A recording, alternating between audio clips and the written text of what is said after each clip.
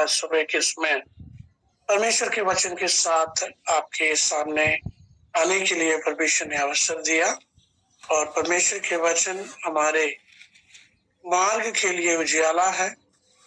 जब हम परमेश्वर के वचन में चलते हैं तो कभी अंधकार में नहीं चलेंगे और वो अपने दासों के द्वारा या और व्यक्तिगत रीति में परमेश्वर हमसे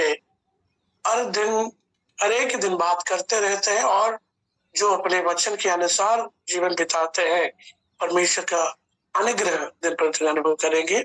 आज सुबह में एक छोटा सी बात है, इन दिनों में परमेश्वर मेरे जीवन में जो मुझसे व्यक्तिगत रीति में बात किया है वो मैं आपके सामने रखना चाहूंगा। हम अक्सर परमेश्वर से प्रार्थना करते, परमेश्वर मुझे आशीष कर, मुझे आशीष कर। हम हमारी जरूरतों को हम हर दिन हम प्रभु को उपस्थिति में रखते हैं और प्रार्थना करते हैं, प्रभु मुझे अनुग्रह कर, मुझे अनुग्रह कर। और हमेशा इस्राएल राष्ट्र और उसके अनुग्रह के बारे में खास करके जब भी कोई भी प्रचारक प्रचार करते समय पे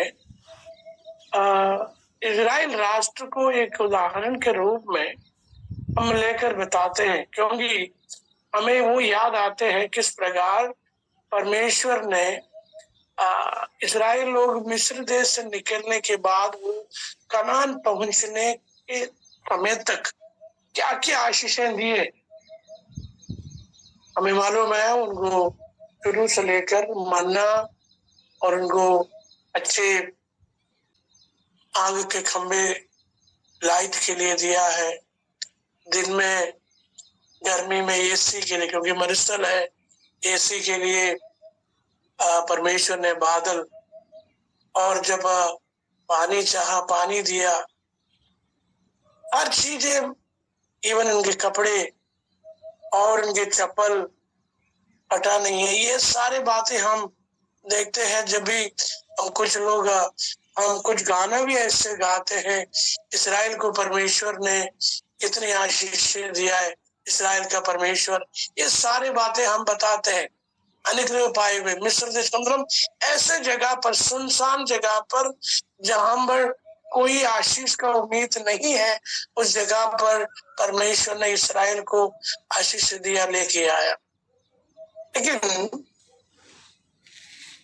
भजन संगीता 95 का 10वीं आयत जब हम पढ़ते हैं, वहां पर परमेश्वर इस्राएलियों के बारे में एक बात लिखते हैं।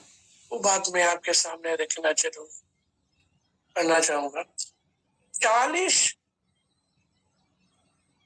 वर्ष तक मैंने उस पीढ़ी के लोगों से रूठता रहा और मैंने कहा ये तो अरमाने वाले मन के हैं और इन्होंने मेरे मार्ग को नहीं पहचाना। आप इस बात को ध्यान से देखिए, 40 वर्ष तक मैंने उस पीढ़ी के लोगों से रूठा रहा। ठीक है, मतलब 40 साल तक इन लोगों के ऊपर मेरे गुस्सा था। सही, क्योंकि ये मेरे आज्ञा ना मानने वाले लोग, जैसे मेरा दिल समझकर ये लोग नहीं चलते।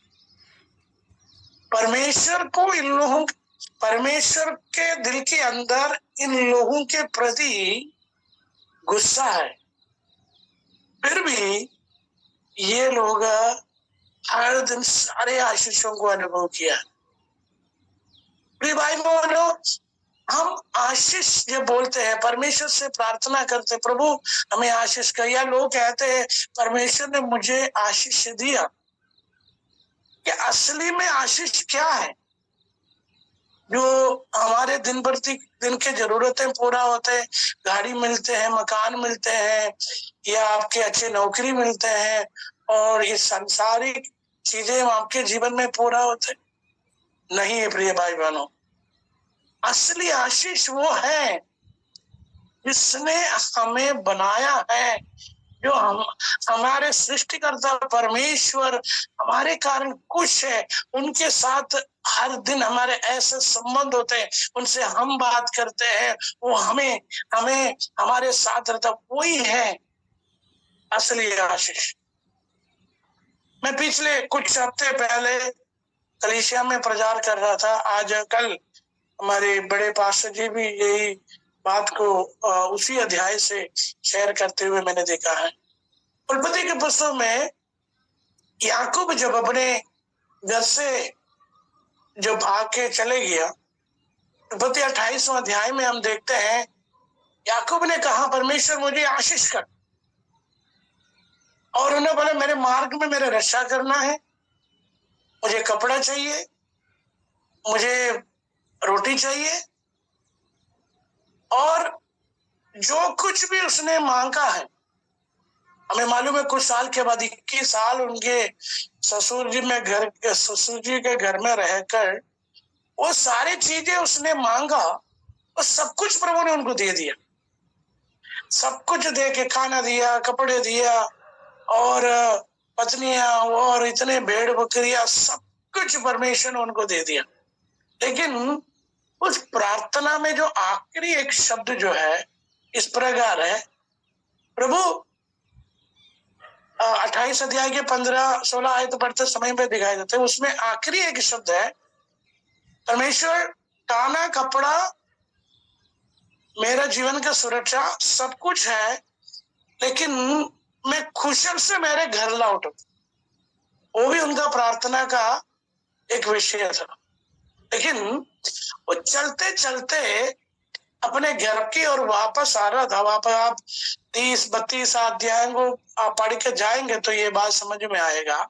जब घर की ओर आएगा तो उनको ये मैसेज मिला है, उसके भाई जो है 40-400 लोगों को लेकर उसको मिलने जा रहा है। याकूब ने वो मेरे भाई मुझे मिलने आ रहे हैं, तो वो सुन के उनको कुछ नहीं हुआ।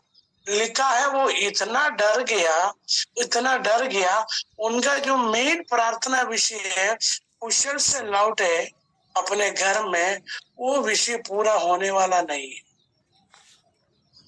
फिर हमें मालूम है उस अध्याय का, मैं ये सारे बातें बोलने के लिए हमारे पास समय नहीं है, पर पता रही उसने अपने झुंड को दो बना दिया, सब कुछ कर दिया, कैसे भी हो अपने भाई से बचना है। भाई को उतना थोड़ा अनुग्रह कुछ मेरा सारे सब कुछ मैंने बांध के उनको तोहफा के रूप में दे दे ताकि उनका मन खुश हो जाए। अब ये सब कुछ याकूब नाम के नदी के पार छोड़ने के बाद स्वर्गदूत के सामने स्वर्गदूत से लड़ते। असली में स्वर्गदूत से सांसारिक आशीषों के लिए बेड खाना पीना या सांसारिक आशीषों के लिए वो प्रार्थना नहीं किया। ये होशिया के पुस्तक में 12 अध्याय का 3 और 4 पढ़ेंगे तो लिखा हुआ है वो प्रार्थना में लड़ा है, प्रार्थना में रोया है। स्वर्गदूत से वो प्रार्थना में रोया करके लिखा है।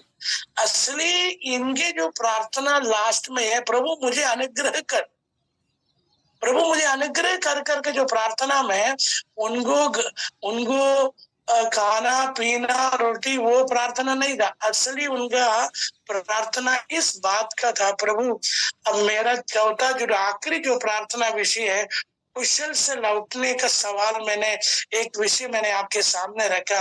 मुझे नहीं लगता है मैं अभी कुशल से अपने घर पे लौट पाएगा, क्योंकि मेरे भाई मुझे मिलने आ रहे, वो मुझे खत्म कर सकते हैं, मैं कुशल से पहुंचने वाले नहीं। वचन में होशिया पढ़ते समय पे ये लिखा है वो स्वर्गदूत के सामने रो रहा, रोकर बोल रहे जब तक तू मुझे आशीष न करे। भाई याकूब तू तो इतना आशीष पाई में लगे, फिर भी तू रो रहे क्यों?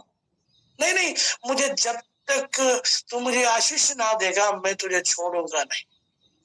तो उसका मतलब याकूब ये बता रहे मेरा आशीष का मतलब मेरा पत्नियां, मेरे बच्चे, मेरे भेड़ बकरियां, जो खाना पीना तुझे दिया है, तुमने दिया है वो नहीं।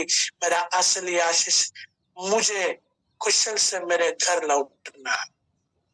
प्रिय भाई बहनों, इस संसार में हम रहते समय पर हमें इस संसार के बहुत सारे आशीषें मिलेंगे। हमें अच्छे नौकरी प्रभु देंगे, खाना पीना देंगे, पत्नी, बच्चे, गाड़ी, सब कुछ संसार में मिलेंगे, लेकिन वो सब कुछ यहीं पर खत्म हो जाएंगे। असली आशीष वो है, हमें अपने पिता के घर में, स्वर्ग राज्य में कुशल से लौटना है, स्वर्ग में हमें खुशी से पहुंचना है। इसलिए हमारे प्रार्थना, हमारे दिन प्रतिदिन का प्रार्थना ये हो जाए, प्रभु मुझे आपके साथ जो मेरा संबंध है वो मजबूत होना है। लोग क्योंकि सांसारिक आशीषें पाने के बाद मुझे इतनी आशीष है और अपने आप को भूल कर उसी में मगन रहते हैं।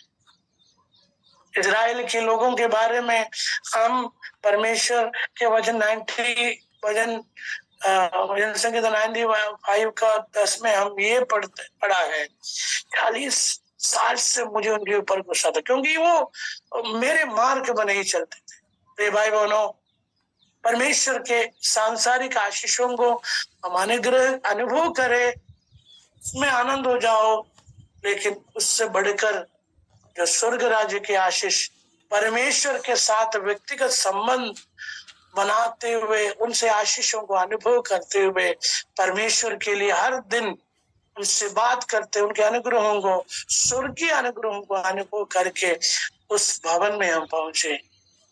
और इन वचनों के द्वारा परमेश्वर हम सबको आशीष करे। आमीन।